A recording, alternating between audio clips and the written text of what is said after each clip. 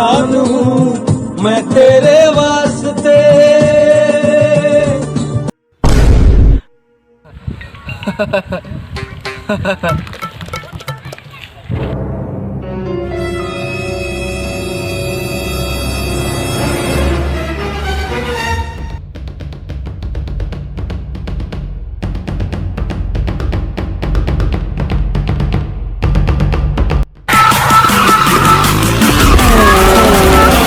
तेरा बाप आया। ले तेरा बाप आया। तेरे पापों का हिसाब आया।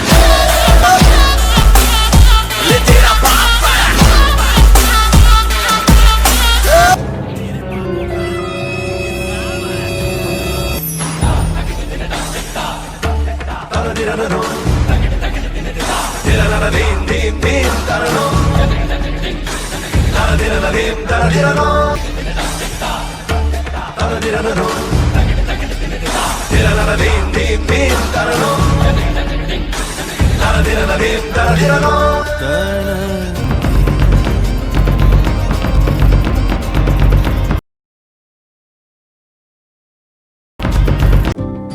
अपने हाथों को नियमित साबुन से या सैनिटाइजर से साफ करें।